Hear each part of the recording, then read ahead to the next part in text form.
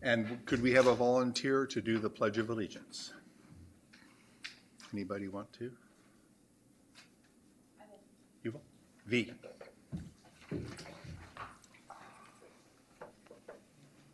Allegiance to the flag of the United States of America and to the republic for which it stands, one nation, under God, indivisible, with liberty and justice for all. Thank you all.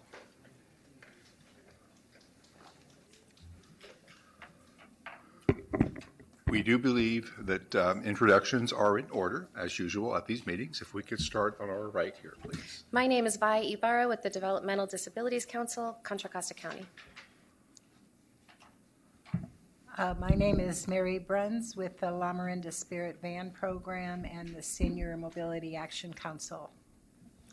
I'm Lori Reese-Brown with the City of Richmond.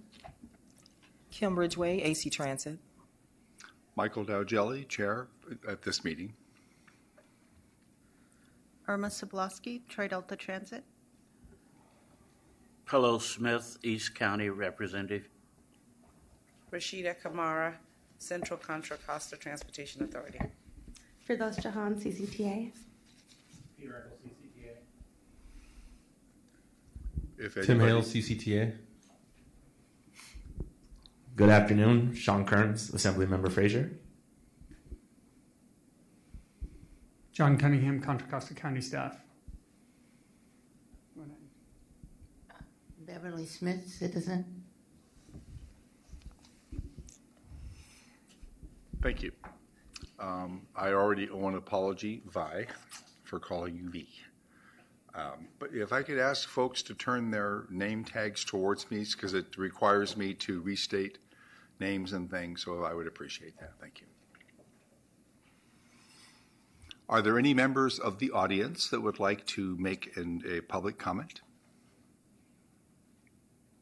Seeing none, we will move on to the next item, which is the membership roster. If we were looking at that, this is just information, just to have everybody take a peek at that, to notice that there are a number of vacancies of the people who use paratransit, and I believe there might be some vacancies on every alternate position I've noticed on that side is vacant. And then there are Antioch City. Has that been resolved about whether they want to continue? It has not. Okay, so you're actually just a bylaw issue. We need to revise the right. bylaw. Okay. Okay.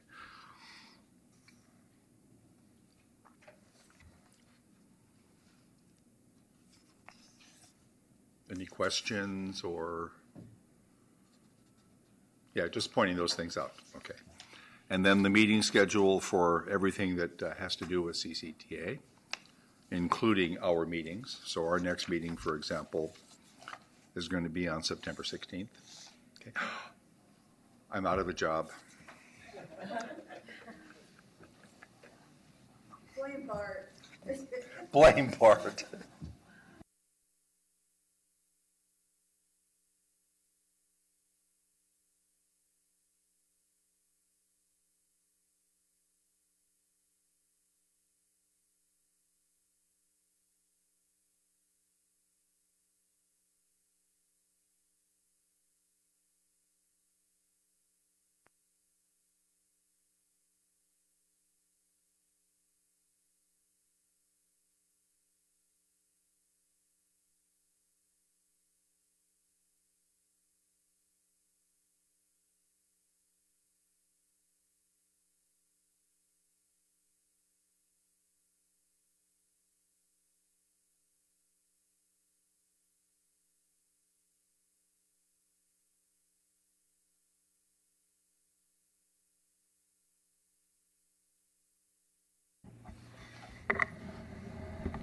I'm not as tall as Michael is.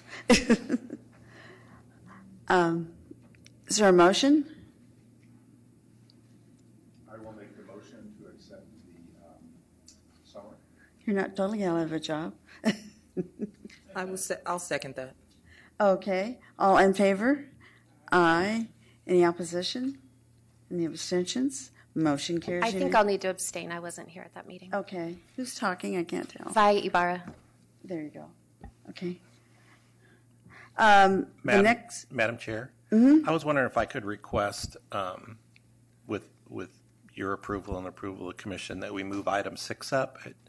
that we do what? If we move item 6 up to the next Right now? item, yeah, Tim is here. Tim Hale from CCTA is here to talk about that item. Sure. And we could maybe get him out of the way and on his way. Yeah. Is that okay with everyone? Great. Okay, let's go to item 6, which is the update on the development of an initial transportation expenditure plan for Contra Costa County.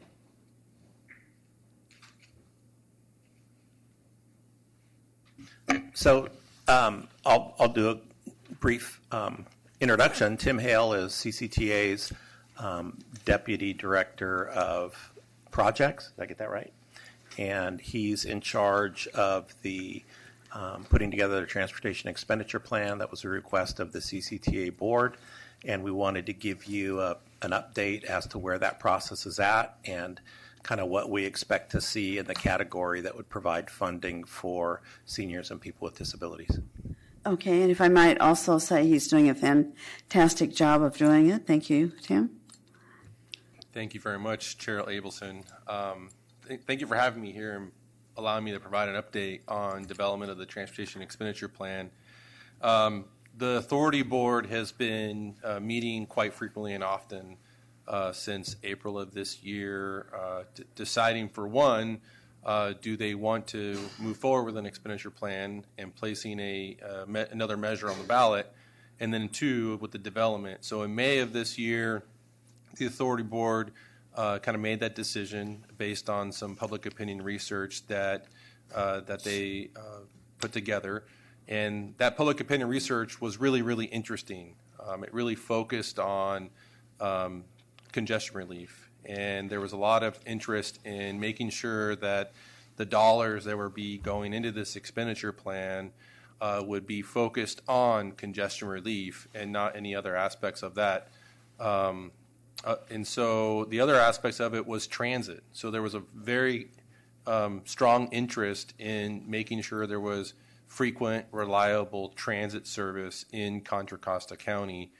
And part of that goes hand in hand with making sure there's a good, solid, integrated network and also transportation services for all, accessible transportation services for all. And so based on that public opinion research, it was polling at about 80%, and which is to be able to pass a measure, you need 2/3 majority vote to pass a measure, which is about 67%. So the Authority Board, based on information, decided to move forward with the development of a transportation expenditure plan in May. And we've been working hard and having weekly meetings ever since then. And so primarily, we just released what we've been calling the initial draft transportation expenditure plan for public and stakeholder review last Thursday. And so I'll go a little bit over the details through the work plan, but kind of where we're at today is we're in a listening mode. We're looking for everyone to provide feedback and input and any comments into this expenditure plan and really provide anyone and everyone an opportunity to really shape the plan. And this initial draft transportation expenditure plan has been developed based on some initial outreach with the stakeholders, the regional transportation planning committees, which, as you know, there's 4 of them, both west, southwest, east, and central, and also in collaboration with the county and other stakeholders. So, and so from this point forward, we plan to use any opportunities we possibly can to do outreach on the expenditure plan. That might involve attending small local events, having small pop-ups, as well as doing we're also providing opportunities for community-based organizations, so stipends. So we're going to give anyone like $500 basically to help us do outreach on the expenditure plan with community-based organizations. So this might be a chamber of commerce or other type of organization. And then that outreach will continue from now until essentially end of August. And so on August, so we have an authority meeting actually this week just to kind of discuss the draft at the public review and talk about next steps. But really, the authority board is going to reconvene on August 7th to finalize or start discussing the finalization of a draft transportation expenditure plan. And that will happen through the entire month of August. So we'll meet weekly in August. And our next big milestone is August 21st to get authority approval of a draft transportation expenditure plan that then can go to all of the cities and towns and county for support. And so in order to put a measure on the ballot, we need to have the majority of the cities with the majority of the population support the overall measure. And so that effort will be done in September and October. And then given that the majority of the cities with the majority of the population support the measure, the authority board would take action on a final TEP in October, and then that would go to the county board of supervisors twice and to call the election and consolidate the vote to place it on the March 3rd, 2020 ballot. So we are on a very accelerated schedule, and in ways it's been good and it's been fast. But again, we want all your opportunity to receive any input or comment. So a little bit about the plan. Another aspect of the plan is that the foundation of the plan was the original 2016 transportation expenditure plan, and that was in Measure X. Measure X did fail, so we use that as a base because there was a lot of hard work, blood, sweat, and tears that went into that plan, and so we use that as a base to start working up another plan. And through that effort, we have, and based on what we've heard at the public opinion research, we've made modifications to that plan. As an overall, it's a 53% investment into transit and alternative modes, 22% into local improvements, and 25% into freeway and interchange improvements. And another way that you could look at this is, as you're kind of been familiar with our projects and programs, so 50% of the measure is really focused on congestion relief, and then the other 50% is really focused on some of the countywide programs, which obviously have some effect on congestion relief. But when I talk about congestion relief, I'm talking about projects that would have direct effect in corridors. And so the way we developed the expenditure plan is we really focused on congested corridors in the county. And so we focused on 680, State Route 4, I-80. And so when you look at the expenditure plan, we're hoping that it's a really easy read to really help define the projects that will really benefit you and your commute and your way of getting around with transportation in the county. And so alongside that goes a number of policies. And so we have our growth management policy, our successful growth management policy. It's been in there ever since Measure C and Measure J. As well as the urban limit line, which was added in Measure J. We have a complete streets policy, which basically is a policy that says that any project should consider all uses and all modes whenever you're upgrading a street or working within a local road. Advanced mitigation program, which is relatively for advanced environmental mitigation on our projects, so hoping that will save us money and streamline the process in the future. There's a number of taxpayer safeguards and accountability measures, which this particular policy is essentially memorializing all the things that the authority has been doing over the many, many years to run our successful programs and projects. It's essentially put them into a policy in terms of developing a strategic plan, as well as doing periodic reviews of the expenditure plan to make sure that the dollars are really meeting the needs at the time of the county, as well as our strong commitment in the future to performance-based reviews. And so through the performance-based reviews, this will be set up through a number of guidelines, but essentially what this is that any allocation over $10 million out of the measure would have to go through a performance-based criteria. So this could be, congestion relief, it could be impacting all users, bike and ped improvements, it could be greenhouse gas, vehicle miles traveled, it could be a number of performance-based criteria that can be measured on terms of the allocation, because our commitment is to make sure that we are funding the best projects in Contra Costa County. And then we also have new policies. We actually have a brand new policy for transit. So since we are doing a heavy investment into transit at 53%, we found that, that the authority should take a larger role in transit in the county. And so we sat down with the 4 transit operators, and we all agreed on developing a first transit policy. So what that is putting transit first. Whenever you're doing a project or whenever you're working within local roads, you're putting transit first and making sure that you have more accessible transit, making sure there's the right bus stops, the right cutaways, the right bus pullouts and bike and ped improvements, and just it has a very customer-focused, transit-first centric feel to the most of the measure actually, and then behind that is, well, what does that look like? And so we would work with the 4 transit operators to develop an integrated transit plan. So that would be working with the transit operators to develop what I like to call a core system of transit and figuring out the way to best serve that core transit system among the transit operators. And so that's the transit policy. The other policy is Vision Zero. And so this, if you don't know what Vision Zero is a commitment to eliminating fatalities and accidents in our transportation system. And so this is basically developing a model Vision Zero policy that the local jurisdictions would have, through the growth management program, they would have to adopt their own Vision Zero policy consistent with the authority's Vision Zero policy. And essentially what that is that let's make sure we're keeping a close eye on where accidents and fatalities are happening in Contra Costa County. Let's understand why that's happening, and let's be proactive and mitigate it.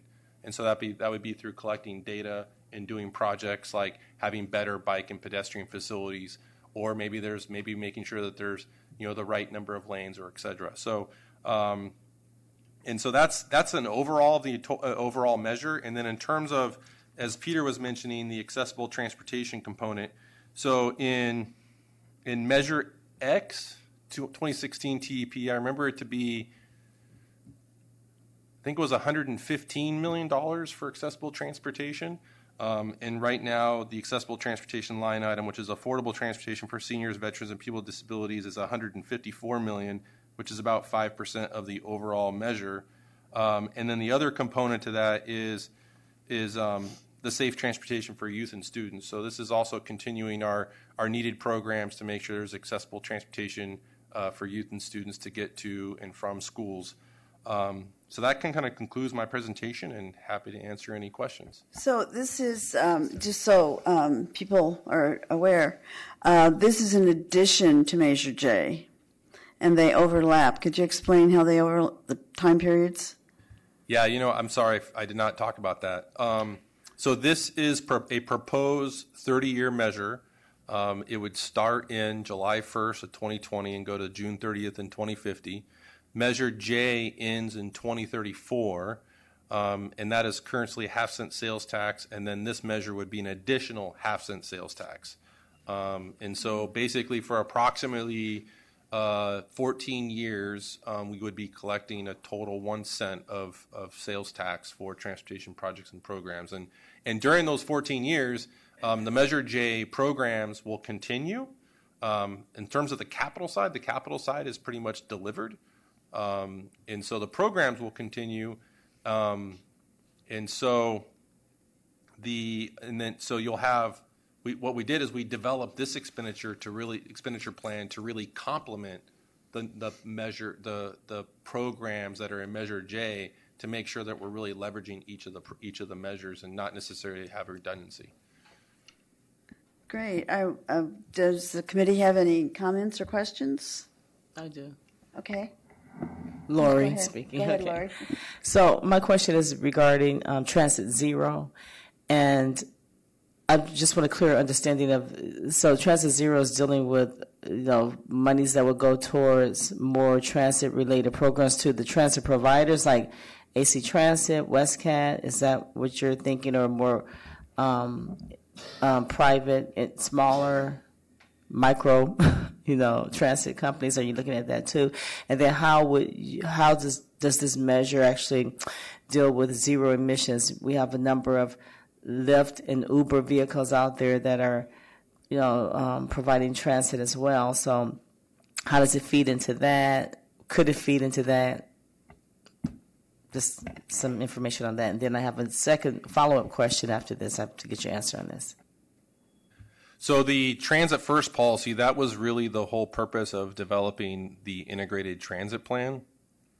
Is the integrated transit plan is really to identify, what improvements could be funded by measure funds, as well as looking at opportunities to leverage other funds, such like as Regional Measure 3. There's actually bus operations money in Regional Measure 3, and so what we're looking for the integrated transit plan really to do is to really govern all of the transit funding in the measure. So and then what would happen is what we're relying on the transit operators to do is that they would take those recommendations and put them into their short-range transit plans. And then what we would do is we would fund those improvements that are both in the integrated transit plan and the short-range sorry, let me rephrase that. We would fund improvements that are in the short-range transit plans that's consistent with the integrated transit plan. Just to explain, in terms of the way we normally talk about it, there are certain transit operators, which include some cities and the bus operators. And so, is it the same? When you say that, are you talking about the same operators? Yes. So the transit operators would be the 4 transit operators in the. So it wouldn't include the city programs. Define which programs.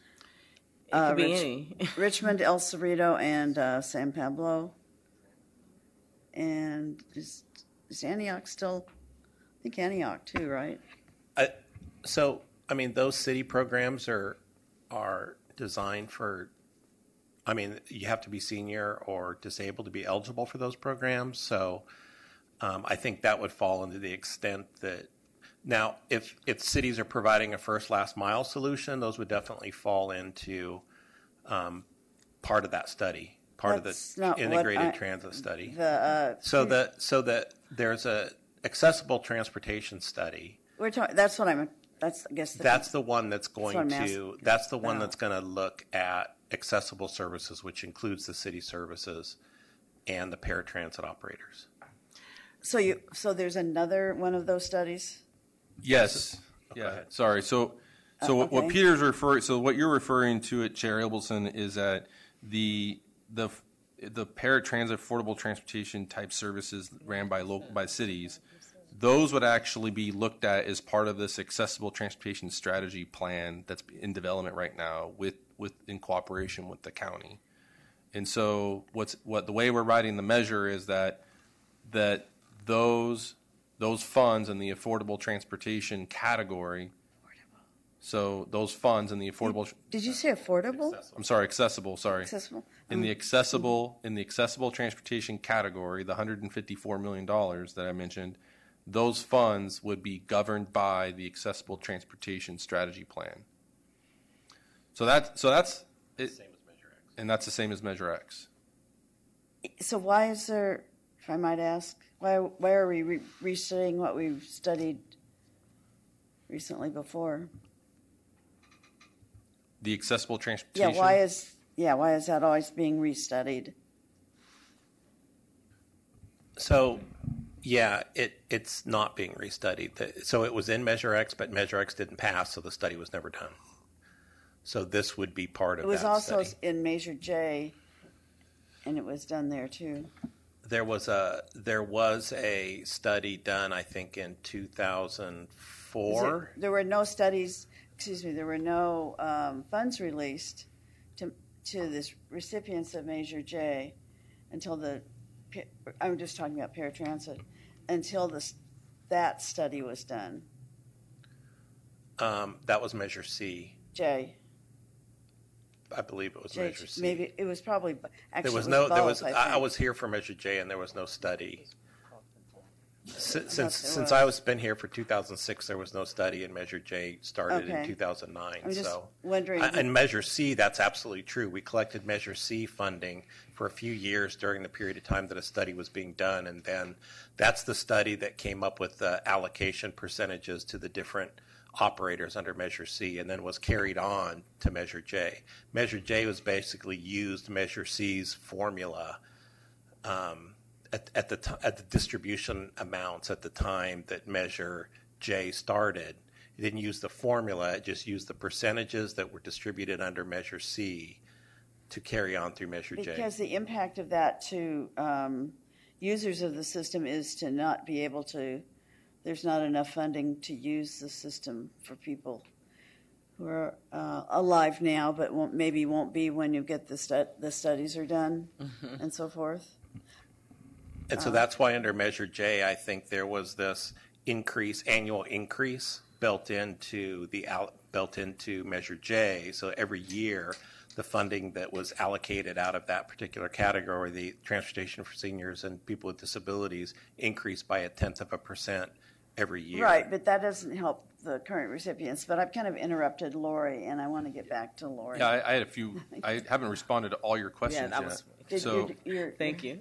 Okay, how about other folks? So, well, let me respond. I haven't responded to all your questions yet. So the other. Oh, I'm sorry.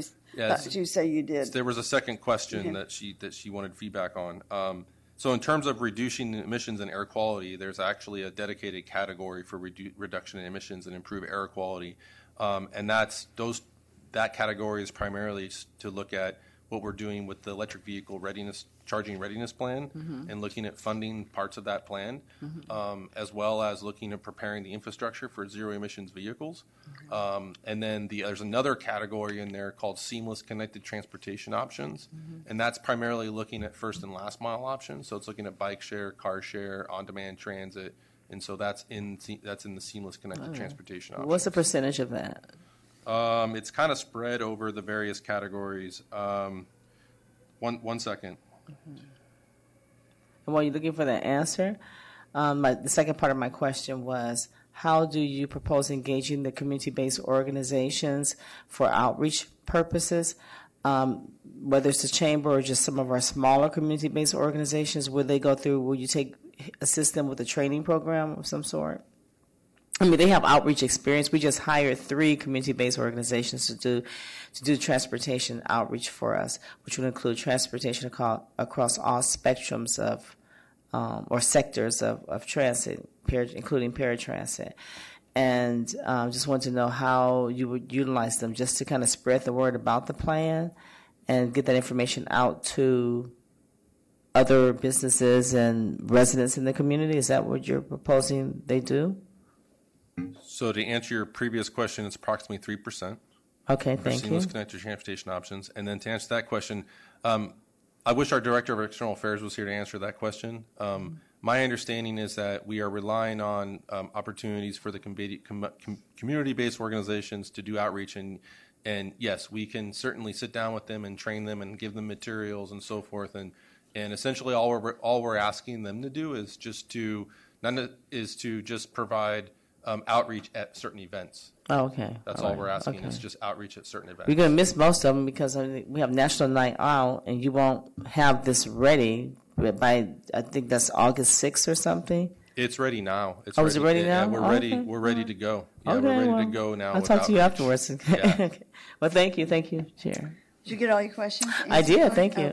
Okay. How about somebody else, Michael?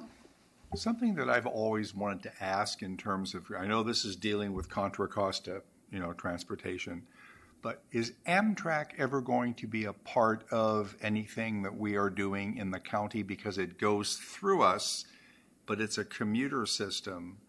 I use it very frequently myself to visit my parents in Chico, and I use Paratransit to get to the Amtrak station and stuff. But are they in any way connected, or have they talked about it? What's the story?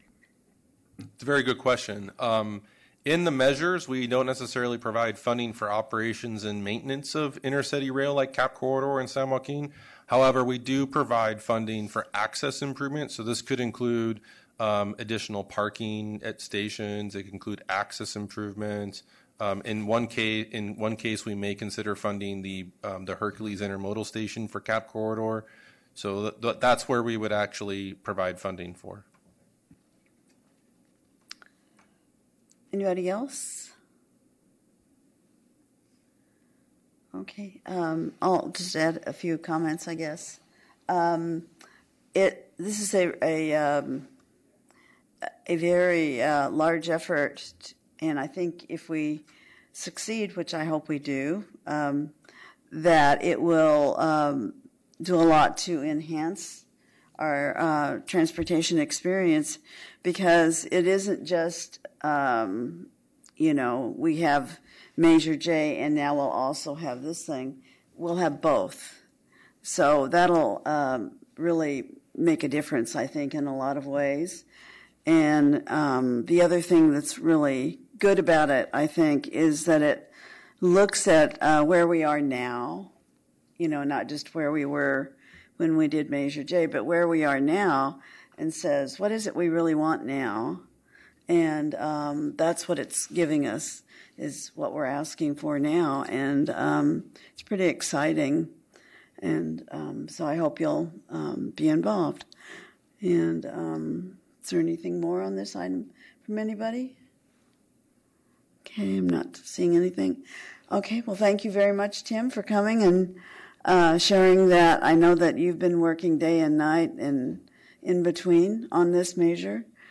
We have a really good team here. Okay, thank you. Okay, so that was item number 6 on our agenda. So now we're ready to go to item number 4, I believe. Okay, it's update on City of Richmond's our transit. Sure, thank you. So right in line with Tim Hale's presentation about the community-based organizations and their desire to hire community-based organizations for this transportation plan, the City of Richmond has recently contracted out with 3 community-based organizations to work with, spreading the word about transportation, our contract with Lyft, and, our services as our transit provider for ambulatory and non-ambulatory clients. And one of the things that we have the community-based organizations doing is attending various community, events. We have them. We have scheduled workshops for our seniors. In fact, the one of the last workshops that we had was this past Wednesday, and the seniors were very, very excited about the workshop. In fact, I had a couple of seniors call me and tell me how much they really appreciated the workshop. And they're really excited. Some of them are already using Lyft right now. So I'm pretty pleased about that. We're still continuing our transit services. One of the things in our last meeting for PCC meeting, we were kind of headed towards the direction of just, the Richmond services just being available or accessible to our non-ambulatory clients. But we have since provided a full service and decided that we will continue to provide full service, giving our clients options, giving our residents options, and then also they'll have the option of using Lyft for those who are able to have a smartphone, feel comfortable with taking Lyft, and then we'll also contract out to a private transit firm to do work, for non-ambulatory and ambulatory clients. So that's just to assist the city more because we don't have enough drivers, but we feel that this added addition to contracting with this firm will help us to be able to reduce our number of cancellations or denials, trip denials. So we're really excited. It seems like from the feedback that I'm getting from our residents and our clients that they're excited too. We will continue to work with our seniors. In fact, we're going to have, moving forward, the 3rd Wednesday of every month is our training. We're going to have training at various locations for our seniors to kind of help them understand what transit services we are providing, how to plan your trip more accordingly, the shortest distance. Our nonprofit organizations will have what they call, at least one of them that I'm aware of right now, is going to have a one-stop transportation shop so that any of our seniors on the weekends, the evenings, I don't know exactly what those hours are, but they will have accessibility to going into there, having a concierge-type service, someone to actually show them the schedules of all the private transit providers within the community, how things are actually operating from Amtrak to BART to shuttle services, any other private shuttle services, like maybe the Kaiser shuttle service that comes to Richmond, how to connect to that if you are a Kaiser a patient or, register through Kaiser. So I think we're doing a lot of cutting edge things. I hope to put that title on it. And I'm hoping that, we would do nothing but just improve from here. It's a trial and error. I know in our last PCC subcommittee meeting, there was some discussion about actually hiring a consultant to come in and just kind of take a look at Richmond and some of the things that we've done to kind of approach our challenges and deal with the challenges that we've had, in the past, and how we've overcome, or some of the things that we are dealing with to address those issues. And we're still looking at that. We'll have those discussions in the future, more detailed discussions. Maybe something can come out of that. I think that we left that meeting with a few of our subcommittee members kind of coming up with a plan as to how that actually would unfold and how it would look for everyone. So that's it for Richmond. I would, ask people to really, if you're interested, stay tuned. You can look to the city manager's weekly report that's publicized for public review. Go to our website. You can click on transportation, find out what's going on with paratransit. But we're really excited that a lot of people are, seeing that this is unfolding in a positive way, and that we hope to do nothing but, keep it on the positive, optimistic level. I have a question. I'm a little confused. You say Art Transit. I'm not actually sure what Art Transit Art Transit stands for Richmond Transit. It's a paratransit program. It's our paratransit services. And then you kept referring to seniors. What about disabled? No, I said ambulatory and non-ambulatory. So that included. You were saying seniors. That's okay. And disabled. The disabled are included in that, Janet. Well, I wasn't sure what Art Transit meant. I thought it might be I didn't actually. No, Art Transit covers all of our paratransit patrons, whether you are seniors over 55 or older, or you're qualifying disabled. Okay. And that includes our wheelchair patrons. Okay. Okay. So this is your. That's my update. Is there any questions? Okay. Are there any questions from anyone else? Okay. Thank you. So now we go to item number 5. Yeah, Madam Chair. So, and PCC members, this is the item. Sorry, we left a few words off the title there. This is the item to consider approval for fiscal year 2018-19 and 2019-20 allocation of the Program 15 funds for the City of Richmond. So these are the City of Richmond funds have been held until the subcommittee was able to review claims for those. It's Lori can tell you it's been a little bit of a process. I think they've submitted 2 or 3 times and answered a bunch of questions. So at the last meeting of the subcommittee, they sat down, and the subcommittee, I think, was very happy with the claims that were made by the City of Richmond, and has gone ahead and recommended approval of those. I will let Janet and Michael and Rashida are here. Lisa Hammond was also at the subcommittee meeting, but she's not here today. I'll let them discuss any further the discussions they had with the City of Richmond at that meeting and the process. Okay. Well, I think Peter explained it pretty well, actually. Do the committee members, Michael and Rashida, have anything to add? No? Okay. I think we really don't have anything to add. I think I will state that this is on the agenda for our board to approve in 2 days, Wednesday. So if the PCC goes ahead and recommends that, then we won't potentially have an issue with having to pull it off consent for our board meeting, and we can just get this approved, and then we can. The plan would be that we would pay the City of Richmond for 18-19, since that year has passed. minus the 10% holdback, which we don't know exactly if that'll be there yet, and then put them into the regular funding. They'll get funded 1920 just like the rest of the operators. Okay, so do you have anything you want to add, Lori? I don't, except to thank the subcommittee and to thank, of course, staff for moving this forward. And I'm just excited that we can move forward and we can offer our seniors and disabled, the quality of service that they need. Thank you.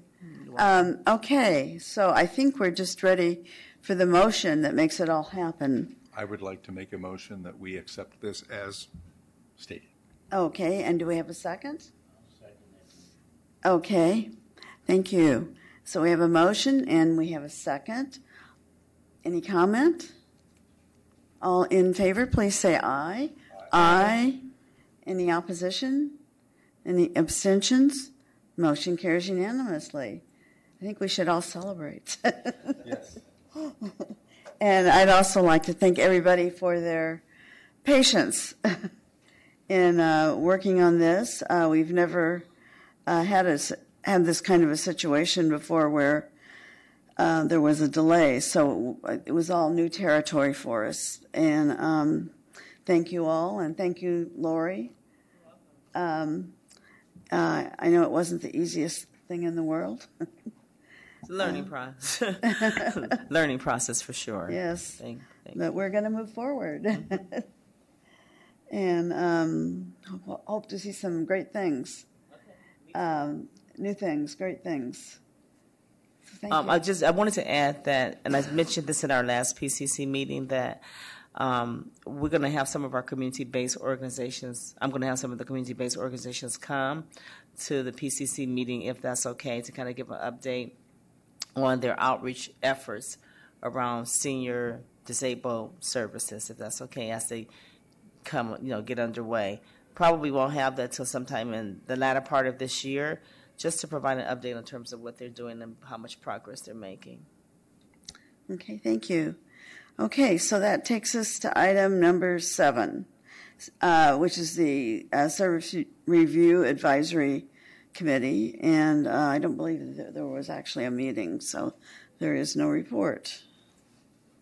Because they've changed their meeting schedule, and instead of meeting in odd months, they'll be meeting in even months, so as to not have as many months where they had to change the meeting schedule because of holidays. So they were always meeting on a holiday according to the schedule. So that won't happen.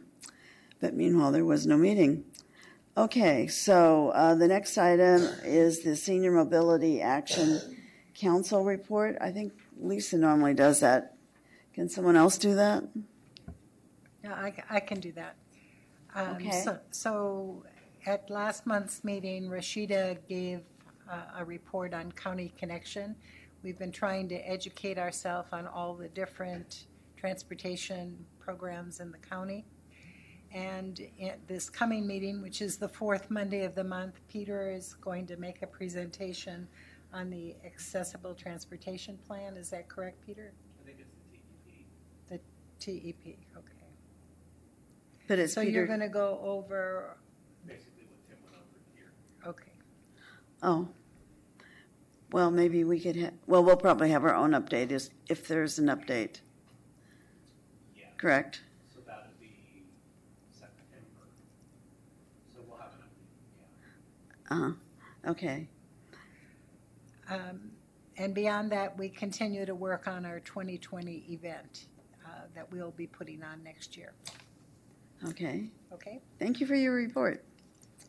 Okay, the next item on the agenda is just really asking the question, are there any future items that for the agenda that anyone wants to put on the agenda?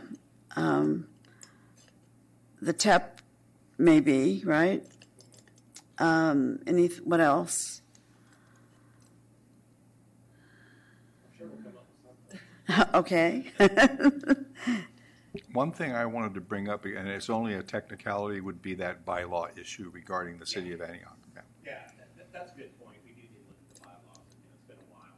Matter of fact, it's been since, way before that. Anyway, it's been a long time. So do we need a bylaws committee? That'd probably be a good idea. Okay, so just ask for volunteers here? Yeah, let's agendize it first. Let's agendize it for the next meeting, just to go over kind of the needs. Okay, I think that's what we're doing now. Okay, so having done that, we need to have a committee, subcommittee. We need to agendize it first, and then you would appoint a committee at that meeting. Can we do that in the same meeting? Yes. So we do it right now? No.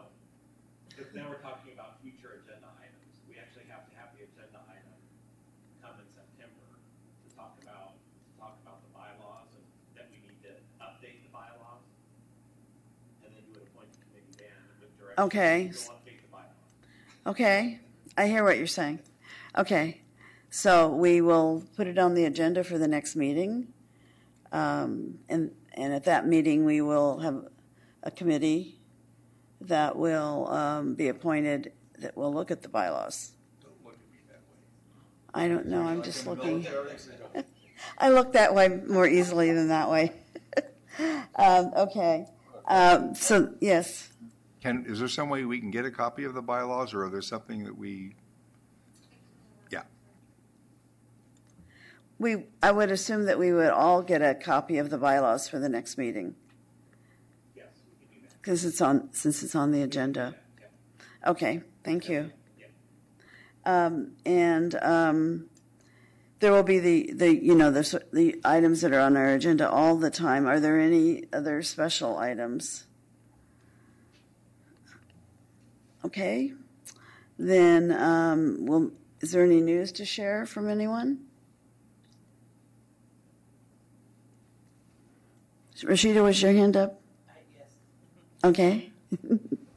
So I was just going to give an update regarding all the new and exciting things that are happening in County Connection. Okay. So our new contractor started July 1. That was Transdev with their TNC partner, which is Big Star, the subcontractor. Our contract is only with Transdev, though, so Big Star is kind of like in the background. So now we have, as I mentioned before, now we have two different types of vehicles. We have the normal paratransit vehicle, and then we have some Dodge Caravans. So we have a Big Star that's operating some of these Dodge Caravans. So we have these smaller vehicles. But most importantly about all of this that's been going on is the July 1, we went live with tablets. And this will be the first time that we're, almost electronic, so to speak. And the day we went live, only 8 drivers went live with tablets. But on that day, 8 drivers went paperless. I'm very excited about that. And then the next day, we had another 10 drivers. Those will be our core paratransit drivers. They're all paratransit drivers, but when I say core paratransit drivers, mean the drivers that actually leave from our County Connection yard and go out. 10 drivers went out with tablets. They all trained that weekend, and then that week they went out, and by Wednesday, all our drivers were using tablets. It was quite a sight. Drivers were moving a lot faster. The only drivers that seem to have problems is just trying to understand when they should actually perform or arrive a trip. By having tablets and this digital manifest system, they're able to give feedback to dispatchers to tell dispatchers where they are immediately. Before, drivers had to pull off to the side of the road to get an ETA, and if you call a driver 5 times, Maud is looking for you, Mrs. Smith is looking for you, the driver has to pull off 5 times to tell you. And each time the ETA changes because they had to pull off to tell you what time they're going to be there. It was terrible. just terrible. So now they don't have to pull off to the side of the road. The tablet actually tells the dispatcher on the inside, this is exactly where the driver is. And within the next 90 days, in fact, currently we're looking for volunteers. Choice in Aging is going to sign up to be one of our first volunteers, where they can access, centers can access a web portal where they can actually identify where drivers are for their participants, and they can access information to see whether rides are booked or canceled for each of their participants, which rides they've taken in the past and which rides they plan to take in the future. The same thing with individuals with smartphones. Within the next 90 days, we're going to start launching that too, where individuals will be able to pull up on their smartphones County Connection and look at what rides they have. They're also going to be able to ping their driver. So, you tell the reservationist that you're on the second floor at the East Macy's door, and then you manage to shop all day and make your way all the way down to the Sears door. And so the driver's ready to pick you up. You can actually ping your driver and let them know that you're now at the Sears door when they start driving around the whole entire mall looking for you. So I can't wait till that one is activated to go. So a lot of exciting things going on. We've done more in the past 11, 12 days, I feel, than in the year and a half that I've been there. It's working out to be a really good partnership. The individuals that are the new management team that is in there, very, very skilled, highly knowledgeable, great customer service. I mean, before I could even think it, they're already working on it. I like that. So that's what's going on with County Connection. We've had some feedback from passengers. It's not all rosy. So as drivers are learning how to use their tablets, there's a perimeter around a person's address. So they cannot push what is called the arrive button to notify dispatch that they have arrived at a passenger's house any earlier than 5 minutes of them arriving. Drivers used to do what we used to call drive-bys. They would just drive by the person's house sometimes and say that they were there, didn't wait long enough. You had to trust the driver's word. Well, they can't, if they have to be within 5 minutes of the arrival time, the window, for them to actually perform that. Otherwise, they won't let them do it. So they actually have to be within a certain perimeter of the person's pickup address, and they have to be there within a certain time frame of the pickup address. And what was interesting with, breaking drivers out of bad habits, the driver will be parked down the street trying to hit the arrive button a few minutes early, and they can't do it. So the passenger will call and say, well, I see my driver over there. Do they plan on leaving me? Well, that's because the driver is fiddling with the tablet, trying to figure out if they can perform. So that happened a lot last week. And so we're here to tell the passenger that, no, the driver actually can't leave until it's closer to your pickup window. So instead of passengers, being a little anxious that the driver might leave, now doesn't mean that the passenger can't leave early if they want to, but if they do leave early, that was the other thing. Drivers will arrive at a passenger's address early. The passenger will actually be ready to leave early, but dispatch won't know. So when a cancellation happens, or we want to provide, let's say somebody was no-showed at a doctor's office, and we want to tell this driver, John, can you pick up so-and-so? You should have time, because I'm looking at the manifest, and you should have time. Then the driver is going to say, actually, I can't. I'm clear across town because I picked up Janet early. Well, we didn't know you picked up Janet early. Now I have to look for another driver to pick up this passenger. But now, since they have arrived early, they actually have to call the dispatcher for the dispatcher to override the early pickup. The dispatcher is now forced to be notified, and then once the time is adjusted, if there's any slack time that falls in the driver's route, the dispatcher is now aware of it. So the driver just doesn't go pick up Janet, drops her off early, and then sit down for an hour somewhere chilling. I love that too. So we can keep the driver productive, and for drivers that might be running behind a little bit, you can actually offer them release some of the pressure a little bit, because now another driver picked up early, and so you can tell that driver, oh, now that you've dropped off early and you have a little bit of time, could you please pick up John, because this driver's starting to run a little bit behind. So it gives the dispatchers a lot of tools to work with to keep the service moving instead of keeping the service stagnant. So I'm really excited about that. So once there'll be another update come September about all the apps that they're going to be using and how that is helping and all the quirks that might come along with that. But the good news is that we're working with the team that's willing to work with us to kind of iron out some of the quirks that might come as a result of implementing some of these new technologies. So that's what's going on. And the Dodge, somehow in that I've lost what the Dodge Caravans do. We have now a mixed fleet. So we not only have the cutaways, but we also have smaller Dodge vans. But what do they do? I don't know what a Dodge Caravan is. They also pick accessible Dodge Caravans. They're smaller vehicles, minivans. So we have a mixed fleet is what I was saying. Oh, okay. So minivans is what they are. Correct. Okay. Correct. And have you had any feedback on that? Actually, I walked into the office this morning and I got feedback.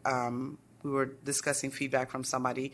Passenger was claiming that they normally wait a minimum of 45 minutes outside of their window, but their trip this weekend was on time. Driver was courteous, mentioned their name, and the return was on time. So they got a chance to hang out with their family today, and they were picked up by one of the smaller vans. And the word that she used in her feedback was, "I was impressed." Well, I was impressed, but to hear something like that, we're hearing better feedback, so to speak. Now, are these the same drivers as before? We have some new drivers, but most of the drivers are the same drivers as before. But the training program, the curriculum of training that they're receiving is completely different from the training that they received before, or lack thereof. So they've been retrained? Yeah. Anybody else have any? Mary had her hand up. Mary? Well, I just wanted to mention we have both the 8 and 12 passenger vehicles and the minivans. The minivans get 16 miles to the gallon instead of 8, and they're a more comfortable ride for people. But we did have quite a few repairs with one of them. So I just wanted to give you that information. Okay. Thank you very much. I really love the idea of technology to provide the ETAs and allow the riders to ping their location and all these things. I think you said it was 90 days that in 90 days time, riders would be able to link through their own device to do that communicating with the driver. As a choice. As an optional choice for them. And what is the outreach to those riders going to look like to teach them how to use that? Well, we've sent out, we're going to be sending out periodic, first we're letting them know that it's actually coming and we're putting information on our website. So each phase that we go through, we're going to be sending information out. We're going to send information out to our individual riders and opening up our telephone lines so they can call us. And we're actually training staff as we're going through the phase. So if they need assistance, they can either call and have staff do it. And we're also going to be doing outreaches. We have to reach out to certain centers as hubs, town halls, for us to go out so that if individuals want to come there so we can assist them, then we can go ahead and do that too. That's what we have lined up so far. The last, just to add to that, the last SPAC meeting that I was at, one of the things that I mentioned to the groups that were there is that we're going to be looking to them to invite us and look at their calendars so we can come out to their locations as these things start unfolding so that we can assist passengers at those locations. And so to find out where those outreach kinds of events are going to be happening, that would be found on your website. We're going to be sending out flyers to in fact, we did send out flyers to all of our centers and our most commonly used locations and our centers. So we sent flyers out letting them know that this was coming up. But as we get to each phase of where we are, we're going to be sending out flyers to them individually too. So we've been faxing flyers and we've also been emailing flyers. And for those of us who haven't seen these flyers, where could we find one? I can send you one. Great. Thank you. Mm-hmm. And also our website has some information. So you're concentrating on the riders, sending them out to the riders. Correct. Mm-hmm. Mike? I recently had an opportunity to take a ride on Tri-Delta Transit's new on-demand service that is a wheelchair-accessible van, but it's available to all persons in the community, but they have to be either living in or going to a certain area. It's a pilot program.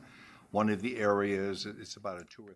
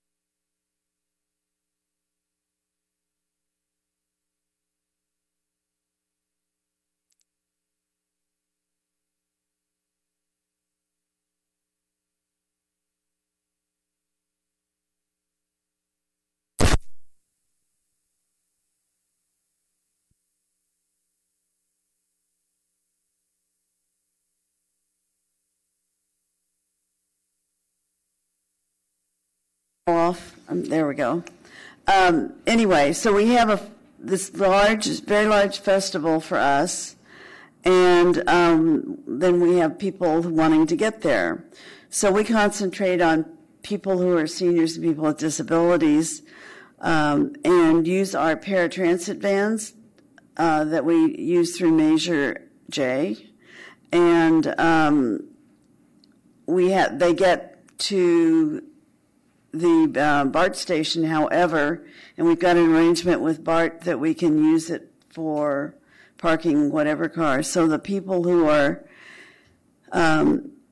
eligible, which are seniors and people with disabilities, then can get a ride from that location to the festival. And so we've been doing this for several years. At first we did it from a different location, but then the other location became used for something else by its owner. So now we're using the BART station, and it's a really successful way of getting people to the festival and getting them home afterwards. Sometimes I was one of those getting them home afterwards. I have been having trouble with my chair, and so I didn't have a lot of power. And so they took me home afterwards. So that's, and it's just the regular paratransit service that we normally wouldn't be operating on a holiday, but we did. So we use it to get seniors and people with disabilities around on those days to special things.